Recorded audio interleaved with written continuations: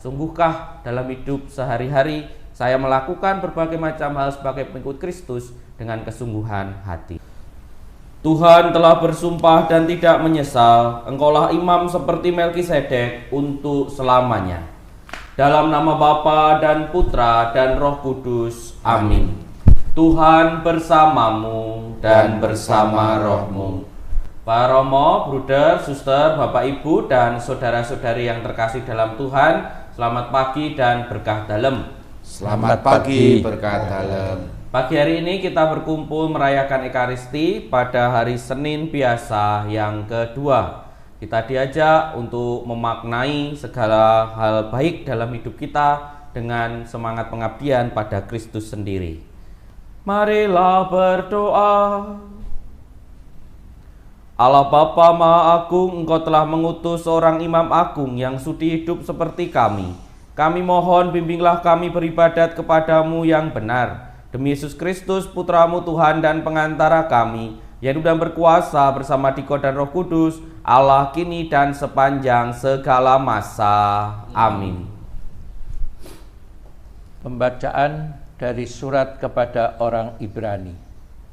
Saudara-saudara, setiap imam agung yang dipilih dari antara manusia ditetapkan bagi manusia dalam hubungan mereka dengan Allah, supaya ia mempersembahkan persembahan dan korban karena dosa.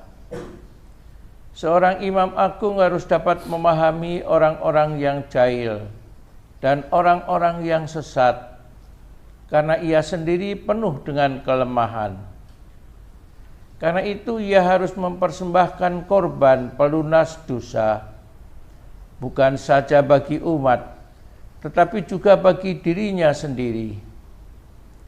Tidak ada seorang pun yang mengambil kehormatan itu bagi dirinya sendiri. Sebab setiap imam agung dipanggil untuk itu oleh Allah, seperti yang telah terjadi dengan Harun.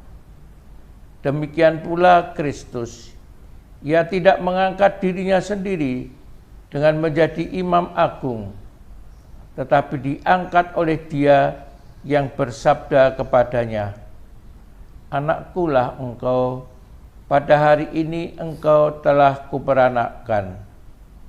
Atau di bagian lain di dalam kitab suci ia bersabda, "Engkau adalah imam untuk selama-lamanya menurut tata imamat Melkisedek."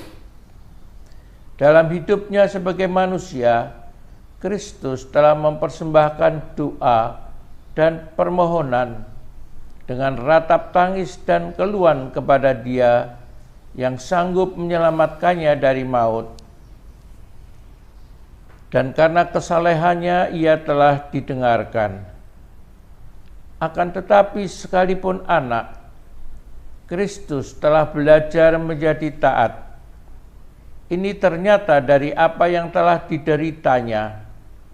Dan sesudah mencapai kesempurnaan, ia menjadi pokok keselamatan abadi bagi semua orang yang taat kepadanya. Dan ia dipanggil menjadi imam agung oleh Allah menurut tata imamat Melkisedek. Demikianlah sabda Tuhan. Syukur kepada Allah. Engkaulah imam untuk selama-lamanya menurut Melkisedek. Engkaulah imam untuk selama-lamanya menurut Melkisedek.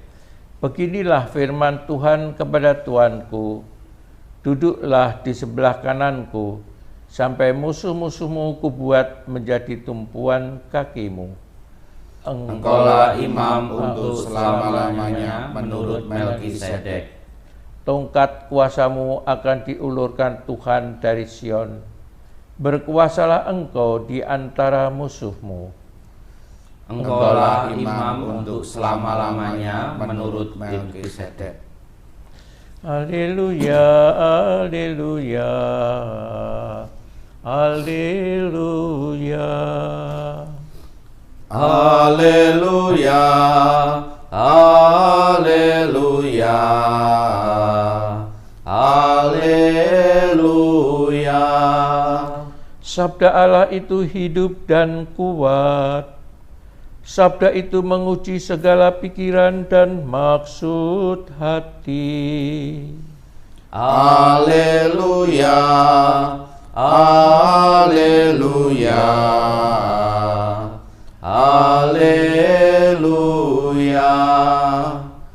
Tuhan bersamamu dan bersama rohmu. Inilah Injil Yesus Kristus menurut Markus. Dimuliakanlah Tuhan.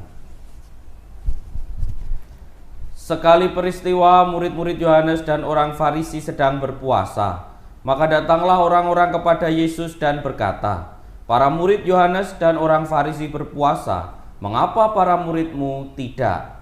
Jawab Yesus kepada mereka, "Dapatkah sahabat-sahabat pengantin pria berpuasa selagi dia bersama mereka? Selama pengantin bersama mereka, mereka tidak dapat berpuasa. Tetapi saat dia diambil dari mereka akan tiba, dan pada saat itulah mereka akan berpuasa. Tak seorang pun menambalkan secari kain baru pada baju tua, karena jika begitu kain penambal akan mencabiknya. Yang baru mencabik yang tua, sehingga makin besarlah koyaknya. Demikian pula tak seorang pun mengisikan anggur baru ke dalam kantong kulit yang sudah tua, karena jika demikian, anggur tersebut akan mengoyakkan kantong itu, sehingga baik anggur maupun kantongnya akan terbuang. Jadi anggur yang baru hendaknya disimpan dalam kantong yang baru pula."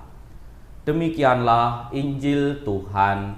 Terpujilah Kristus. Pak Romo, Bruder, Suster, Bapak Ibu dan saudara-saudari yang terkasih dalam Tuhan, hari ini dalam bacaan Injil kita mendengarkan seorang yang bertanya pada Yesus soal berpuasa karena dia melihat murid-muridnya tidak berpuasa saat orang Farisi dan saat murid-murid orang Farisi dan murid-murid Yohanes Pembaptis berpuasa. Pertanyaan yang sederhana saja, tetapi Yesus menjawabnya dengan penjelasan yang panjang yang mengibaratkan kalau ada teman-teman mempelai pria sedang bersama mereka begitu, tentu tidak akan berpuasa teman-temannya itu, tetapi berbagi kegembiraan, berbagai macam hal dengan mempelai pria tersebut. Memang kalau kita melihat dalam kitab suci, sebenarnya Yesus sendiri berpuasa, tetapi kita tidak tahu apakah kemudian murid-muridnya juga mengikuti itu. Yesus sebelum memulai karya perutusannya, karya publiknya, berpuasa 40 hari 40 malam di padang gurun. Yesus juga menyinggung soal puasa dalam ajarannya.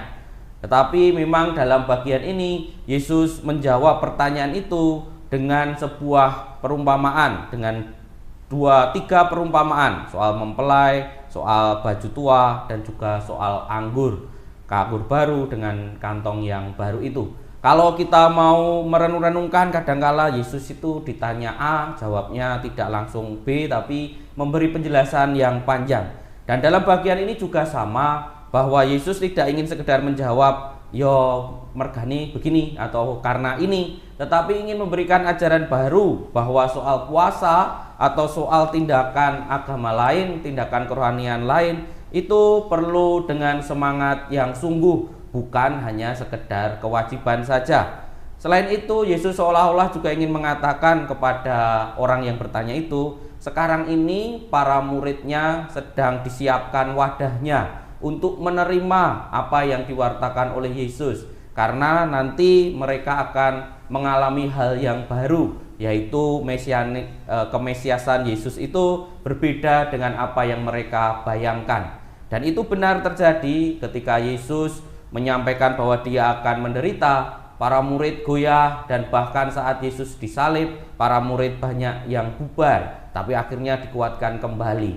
Itulah yang dimaksudkan oleh Yesus dengan wadah baru, dengan baju yang baru, bahwa para murid sedang disiapkan oleh Kristus sendiri untuk bisa mengerti bahwa Kristus menyelamatkan manusia dengan penderitaan. Dan itu tadi ditegaskan dalam bacaan pertama, bagaimana Yesus disebut sebagai Imam Agung karena dia setia untuk menyelamatkan umat manusia melalui penderitaannya di salib. Lalu kita bisa belajar apa dari bacaan Injil dan dari bacaan pertama tersebut? Kita diajak untuk melihat diri kita masing-masing dalam semangat mengikuti Kristus. Sungguhkah kita melakukan berbagai tindakan keagamaan, entah apapun, puasa, doa, dan lain sebagainya, dengan semangat yang kesungguhan, semangat sungguh, bukan hanya sekedar kewajiban. Seperti para murid yang dulunya mungkin berpuasa karena kewajiban saja, tetapi kemudian mengubah puasa itu menjadi saat untuk penantian, menerima rahmat dari Kristus sendiri yang menyelamatkan mereka dari atas salib. Maka kita hari ini bisa bertanya, sungguhkah dalam hidup sehari-hari saya melakukan berbagai macam hal sebagai pengikut Kristus dengan kesungguhan hati? Kita hening sejenak.